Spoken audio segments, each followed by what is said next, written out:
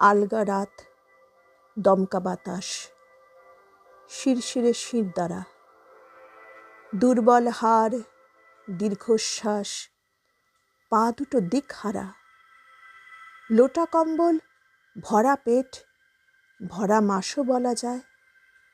পাগলির দাম বড় কম হয়, কিংবা ফ্রিতেও পাওয়া যায়। চাহিদা এবং আয়োজন, ঘুপচির, কোনা, বাসস্ট্যান্ড। পাগলি হাসে, বুঝবে না সে বাচ্চাটা তার কোন ব্র্যান্ড।